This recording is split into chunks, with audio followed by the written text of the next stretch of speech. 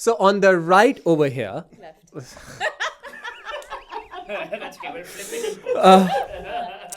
this is getting really hard for me.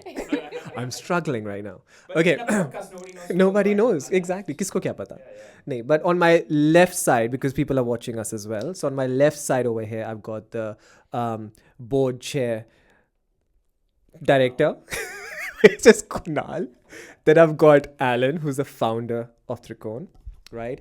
On my right side, I've got Zahra, who is the vice chair of Trikone board. And then I've got Pratik, who is the treasurer of Trikone. And bro, you are so important for them right now. For all of us, everyone's going to be hearing you. It's true. Yeah, very important role. So guys, this is something that we've been thinking about doing, a podcast. And the reason why it is something really beautiful that you guys just updated on your website as well. And who's going to say it? So I'll ask Kunal, what was it? The updated version of what Trikone Australia is. Oh, yes. So we have just updated. Well, it's actually been over a year now since we've updated, but our new mission and vision statement for Trikone was something that we came up with after a whole day of brainstorming and setting strategy for the coming year. And we wanted it to be very, very powerful, but at the same time, something that encourages and inspires people. So the vision statement that we've got for the moment is to empower all queer South Asians to live their best life in Australia and beyond. Oof, that is so One deep. shot wonder. It's like Toy Story to infinity and beyond. It is. And it almost, genuinely sounds like it's kind of like a mother of all the ships, Trikone, that all the South Asians can come to, get support, live their best version of life in Australia and beyond. Because I know that there are a lot of people who are not just from Australia part of Trikone, they're also overseas who are part of Trikone as well. So let's go into a time machine right now. Okay, thinking we're in a time machine. It's a very sleek 2035 built up time machine, Alan. And now As far as 2007. Are we going into the future? we're going back. We're going. It's a machine built with the technology of 2035. So I'm just building that up. Okay, this is super AI, super massive AI. So But- Alan will be in his 40s. And now we're going back in time, Alan. And now I want to take you back in time when the first seed of Trikone came into your mind. What was it? What was the idea behind it? What clicked? And you were like, bro, we need something. Yeah, so I was busy living my queer South Asian life to its max in every sense of the word. And in those days, going back into the past, we didn't have apps to meet people. So you went to bars and clubs and restaurants. And so I'd go to bars quite frequently, and I would, every so often, I'd see standing in the corner another queer South Asian. And I would think, who is that? Why aren't there more of us around? And I'd walk up and I'd talk to them, and they'd invariably have not a really good story to tell. There was stuff around discrimination, bit of racism, their own self-esteem issues, worried about who might see them. So there were a combination of things. And I just then started to think that we've got to do something, that I've got to do something to actually create a space and a community that allows people to step out of the dark and just be who they are. Wow.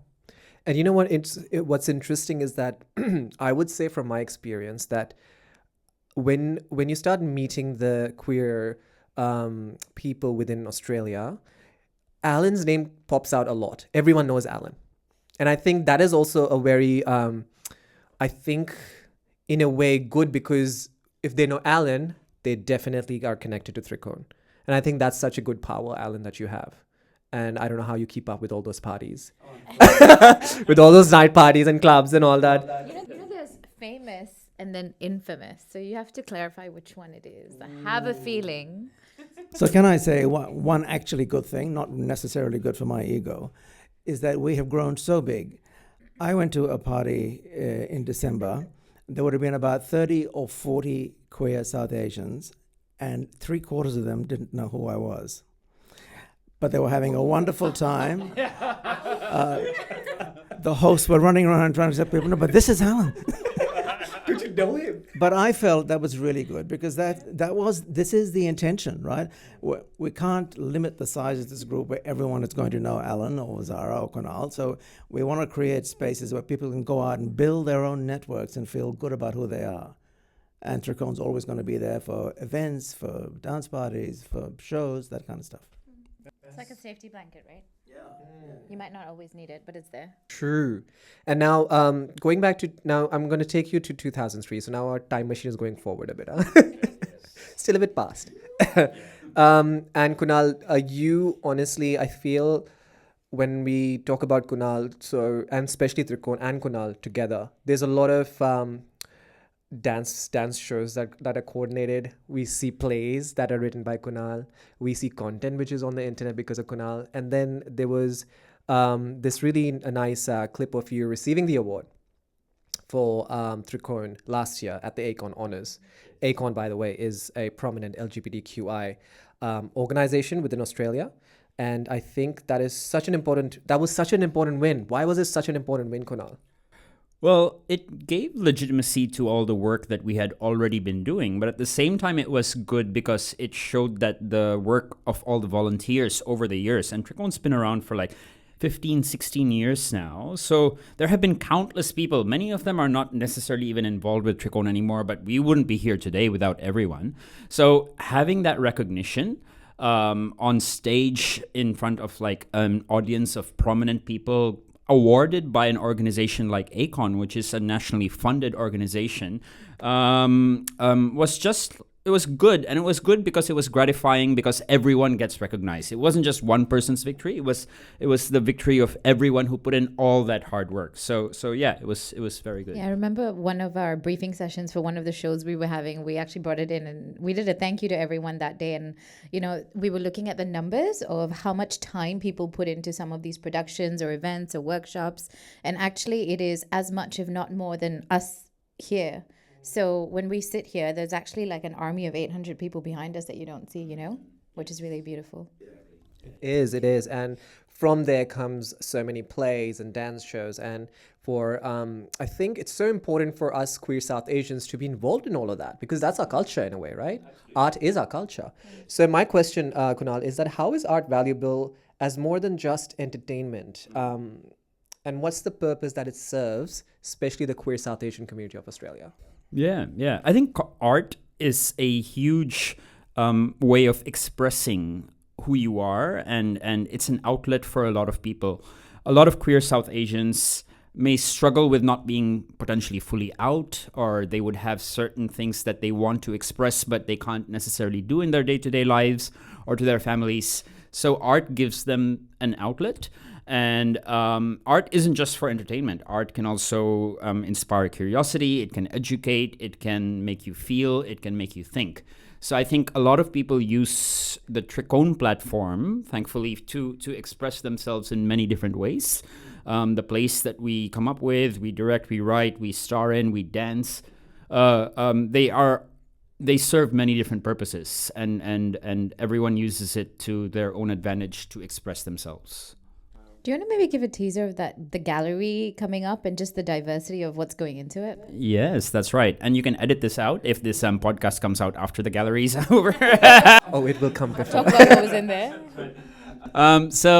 We've got a gallery exhibition actually happening in June, end of June, June 25, over a weekend in the Chrissy Cotter Gallery in Chippendale.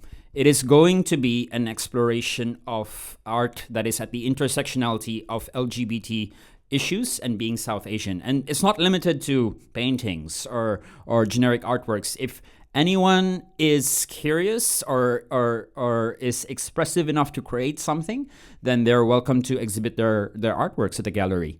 We know a few people who are doing sculpture. We know people who are doing some video art, people who are doing photographs. So yeah, it'll be a fun weekend, and we've got a whole lineup of different events as well. Yoga by the art, meditation by the art. We'll have an opening night party. So yeah, poetry reading, live singing. So yeah, if you are interested, you'll find out more details about it soon. Damn. Snippet. Heard it here first. All right, now Zara, let's go to you. So I remember when I saw Zara for the first time, I was like, girl, fella Paki, in there, you know, and that's so important because when we talk about South Asians, India and Pakistan go together hand in hand, right? Both sides of my family, yep. Yes, and it's just that culture crossover. And although there might be something happening on the border, but I feel like in reality, we have so much love for each other, right? How was it coming into Trikone, which is mainly known for being very Indian, Bollywood, or, you know, all of that? And how was it just being part of it at the start? Yeah, I think, look, if you had asked this question many, many moons ago, I think there would be a lot more delineation between what's Indian, what's Pakistani, and whatever. But now the lines are so blurred. So that's number one. I don't think one or the other, you know, it can be delineated that much. But I'll tell you what was a bit different, and just different, like not different, bad or good, just interesting, was coming into a space as someone who is vaguely Muslim. And I say that for things that are NSFP, not safe for podcast. Everything is safe for the podcast, girl. That's why we have podcasts. But, you know, there's a slight difference in, and I don't want to, how do you say, confirm the stereotype or anything, but Pakistan is a more Muslim country, and there is a different level of acceptance now in constitution and law and stuff in Pakistan versus India, right? So coming out and actually seeing people like you, even Kashif, like how out and proud and, you know, colorful you are is hugely affirming to that community. And it actually puts out a thing that, hey, I'm like this, I'm putting it out there. It's okay. And you can do it too.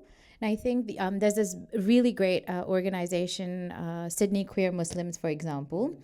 And a lot of times in the events that they have, it's very focused on accepting both parts of this, right? Like how to follow this religion and yet follow what your heart desires. And when we last recorded this podcast, what hadn't happened yet is I hadn't gone back to Singapore to see my family and have this exact conversation of, oh, if something doesn't work out with a woman, Chalo, you are going to come back to the right path and be with a man again, as I confided in Alan when I came back. But I think just there's a long-winded way of saying, I think coming into a space, there was a lot of assumed acceptance and inclusion, and it's not like you're not there, but sometimes you feel like you're one step behind and you're like, oh, if I just open this curtain a little bit and peer out into the audience of, you know, people who love you and want to accept you as you are, then one little toe goes out and then like your next arm goes out and then you're all out there and then you're like inviting other people in.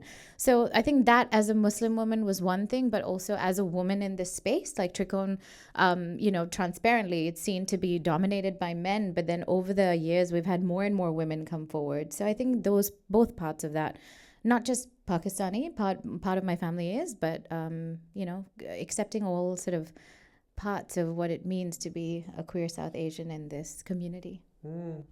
Beautifully said, Zara, and I think that is so important. You're right. I think as Pakistanis, we always have to show them that, hey, we're here. You know, even when people ask me, okay, so you've been gay for how long? And I'm like, well, for a very long time. You're from Pakistan, you're Christian. I mean, all of that, you know? Exactly. And if I can just, like, when we did Parramatta Pride last year now, 2023, there was this old middle-aged white man, every part of the stereotype, sitting on a bench in front of our booth. And he was like, so what's all this about? I thought this wasn't even allowed where you are. And I was like, excuse me? And I had to really like take a step back and, you know, engage in that conversation. But he's like, yeah, don't you all just wear black balloons and go around and won't you be killed if you're gay? And I was like, Sarah, if there's ever a time to educate, it is now. Step up, honey. You know, and we had a good conversation about that. And people, that's exactly it. Like, it is wild for us. We're here. This is our lives. We're all about it. You know, art, as you say, we're celebrating it. We were at the freaking Met last year or year before. But yeah, sometimes to the mainstream audience, you're not even visible. And to affirm that is very, very satisfying. Wow. Now, one more question and then we'll go to Pratik. Dude, I'm so not getting your name right. But I will, Pratik, because we're going to come to talk about Treasury. बहुत जल्द. So Zara, last question is that, see, what would you say are the barriers that maybe still need to be overcome to allow women or humans identifying as women to join Trikone? Because I feel like we have so many amazing personalities in the Trikone community or events that I go to, but less of them is women, I feel, or women from the LGBTQI spectrum. So what do you think are the barriers? What do we need to do? Maybe this is year 2024, 25, 26, 27, year 2035. What are we thinking for Trikone and getting more women power in? Yeah, I think that sort of comes with the assumption that there are a lot more women out there, and there might be, but statistically, we had this conversation, going back to, don't quote me on this, please fact check my numbers, but something like 70 to 90% of people who are involved in even Mardi Gras are all male or male identifying, so the women and the non-binary and, the trans community is not enough represented. That's something that we're trying to really double down on and make a lot more equitable in our space. And I think we need to work extra hard to say this is a space for you also, and not just go by the assumed knowledge, because it is absolutely a space for everyone in every shade of every part of the rainbow. So that's number one. But I think with women, what happens, and I'm going to get massacred for saying this out loud, this is our secret. You start dating, then you U-Haul, and then you nest, and then you don't leave your home because there's a big bag world out there, and here's where it's comfortable and beautiful, So I think women are not coming out as much. But we're rethinking more intimate sort of spaces and, events like just a little board game night or just more intimate events like that to get them out. But the other thing I'd say, you're asking what's a barrier. One thing I've noticed more and more over the years is I think all of us are pretty out there, might not to varying degrees and levels, Some are very out and loud on social media. Some have just told their families, so things like that. But one thing that we've taken for granted in the community is self-acceptance. And if you don't have any shade of self-acceptance and that this is okay or you want to explore it some more, you're not going to take the first step and dip your toe into that water. And until you don't do that, then the whole hog is being out there, being part of a community that, does big events, puts out a lot of things in the news. We're all over the news all the time. We get asked for comment. And a lot of times we ask as just like a hygiene check, right? Like, hey, if you're at this thing, you're going to be recorded. Is that okay? And you would be surprised how many people we have on our stages who are actually not okay being recorded and put on social media. So self-acceptance is a very personal journey for everyone, but there has to be a little inkling, spark in you to want that first, and that's where it all starts. I would say that's the biggest barrier, and that's a personal barrier. That's not something that Trikone or an organization can drive, but we can absolutely help with. And true, I mean, personal journey is so important. And if it's okay, it's definitely okay if you're not out there. You don't have to be out there. And that's, I think, one of the perceptions that people have about gay people or people from the LGBTQI spectrum. You have to be so much out there. You have to be a RuPaul Drag Race lover. You need to have you have to, but apparently I haven't watched one episode of RuPaul Drag Race. Neither have I. Good, which brings me to you, Prateek. See, I told your name right. I said your name right. I knew I was. I knew we would bond this relationship at some point.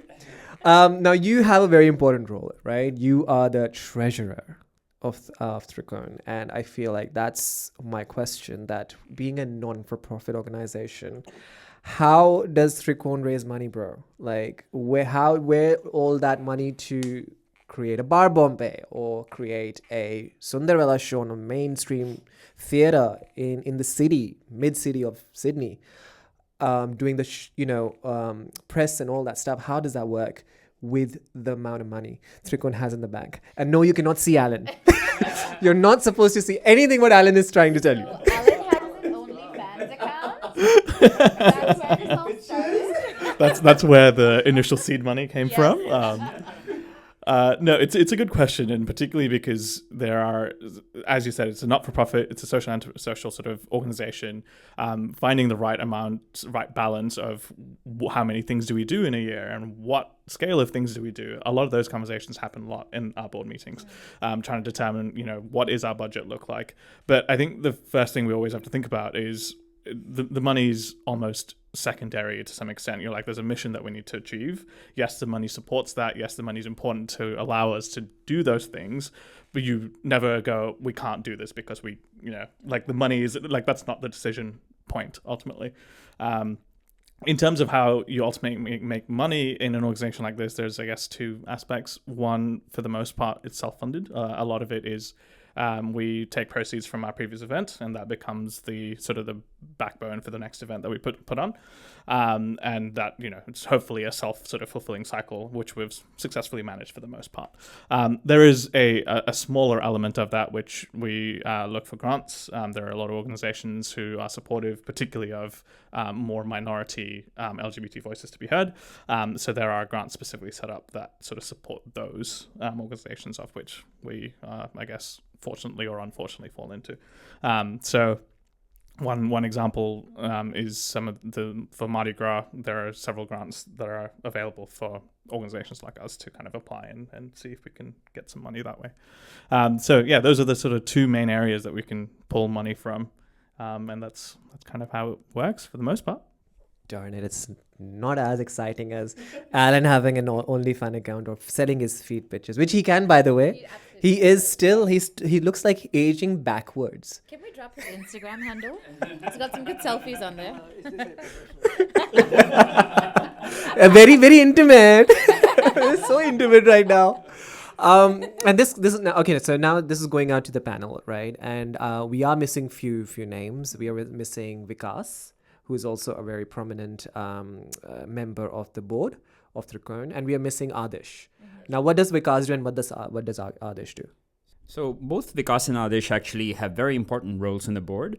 Vikas is our diversity and inclusion director. So all the events that we have, Vikas will keep an eye on it to make sure that we are representative of the community that we are representing. So LGBTIQ plus South Asians. So not just people from the Indian subcontinent, but people who are of South Asian descent, who are also part of the diaspora outside of South Asia as well.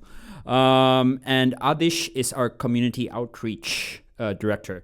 So he is the person in charge of making sure that that we are always looking out for new opportunities to reach out to the community, but also ally with other partners. Such an important one, by the way. And I think this is so important because people think that when we're in your events or we are doing one of your shows, giving our lives away sometimes. We forget what is the back end process happening, and that's a lot. Now, where do you guys, and this is again open to the whole panel, where do you guys see Trikone moving forward in the years to come, and what are the main obstacles that you think that you still need to conquer? And it's open to anyone, even you can say Pratik. For me, I think the focus kind of needs to be on connection. This whole world of online living has actually produced an awful lot of loneliness. And I think even from a Trikone level, while it's wonderful when people come together for an event and for a dance party, which is what they really love, and I think that's one of the reasons is that they get to connect not only with their own friends, but with other people in the group. So from my point of view, I think we really want to focus on connection in smaller groups, through forums, through talks, through... we have a health strategy. We're looking at addressing a whole bunch of health issues. Again, bringing people together. Picnics, South Asians have a whole bunch of festivals through the year, using them to bring people again together.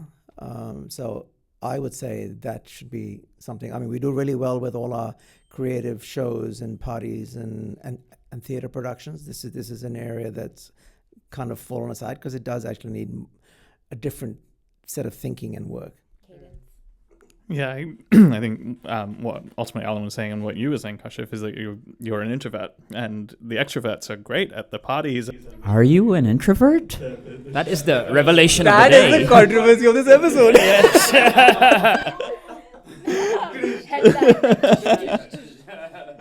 But yeah, they love the stage. They love being, or at least I'm painting with a broad brush, but they feel more comfortable in those kinds of spaces. Whereas I don't necessarily feel that way. So as we were saying, is like the kind of things like having a gallery or a board game night or a places where people feel a bit more like, no, this is just one part of my identity. I actually really enjoy board games and I want to connect with like-minded people. And I feel like we have a really good opportunity to facilitate that. And that's kind of where I hope we spend a bit more time. Kunal, what would you say through this podcast, which I feel like is something that has been such a long time coming? We've been talking about it. I remember back then, I think 2021 or something, we spoke about it. And now here we finally are doing an episode that actually was going to go on air. What do you think? Because I know for a fact that for Alan, it has been really important that this podcast happens. And I think for Trikone, the whole board as well. What do you think is the messaging of this podcast, which I'm pretty sure a lot of our listeners are going to be interested to know? Well, for a start, the podcast is broad enough to appeal to quite a few different people. And if you're asking specifically about this episode or the podcast in general, Under the Brown Rainbow. So this is a very good point, actually. And it goes to also what Pratik was saying earlier, is that, you might not identify as one thing, or you might say that, okay, I don't want to limit my identity to one thing. So actually I'm a gamer, and that can be an identity that you affiliate with. A rainbow is humongous, and it covers the whole sky, and it covers everything underneath it. On our journey in life, on our queer journey, often when we're younger, like we're teenagers or we're coming into our own and we approach sexual maturity, our sexuality is a huge part of our identity, because we are I'm meant to be attracted to this sex or this gender, but I'm not. And how do I come out to my parents? So that is what you're always thinking about. And so you identify as a homosexual or a queer person or a trans person. So that is a very strong part. But what we would love for Trikone to be is just, throughout your whole life stage, from womb to tomb. We will be there to support you when you stop identifying as a homosexual. But when your identity is no longer tied to the one thing, when you're in the workplace and you're networking, or when you're in a professional setting, and we want to be able to support people throughout all these different stages of their life.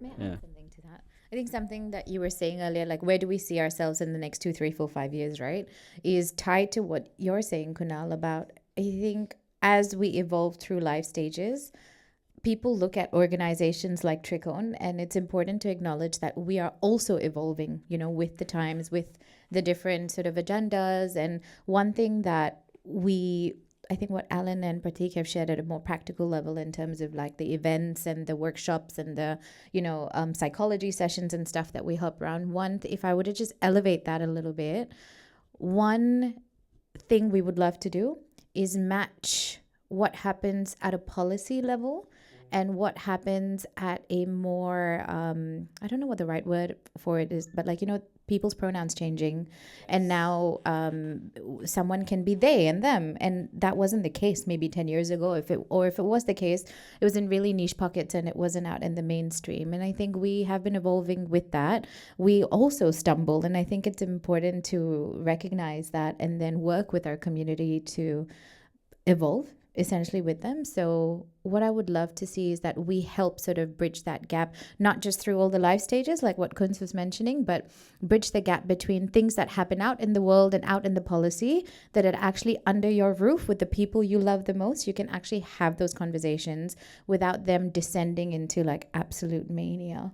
Where people really understand where things are coming from, where I can sit in front of my family and say, hey, this is not a lifestyle choice, and there are 3 reasons why. And, maybe we put out information or little discussion guides that can help people just as an idea. So moving with the times, matching policy to more, day-to-day life, things like that. Wow, that's so nice. All right, time to wind up things. Clearly, the camera has gone berserk, so it has recorded only what it can record, but that's fine. We've got the podcast going finally.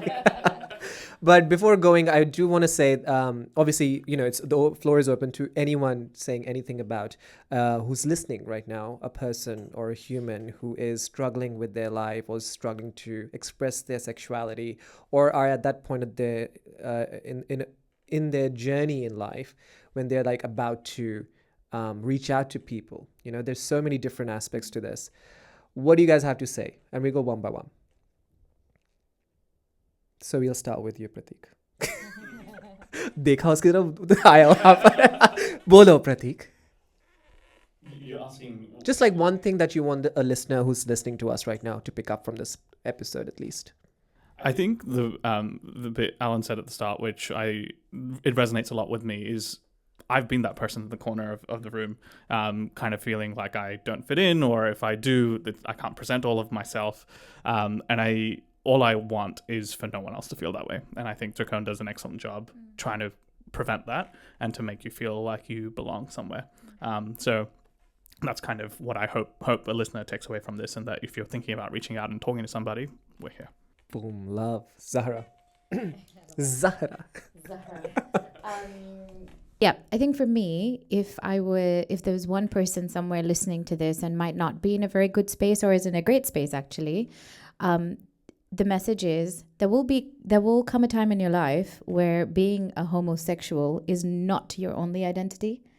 And, you can be so many other things and have that lead your day to day, where you don't have to keep explaining who you are, why you are, where you are, and how you are.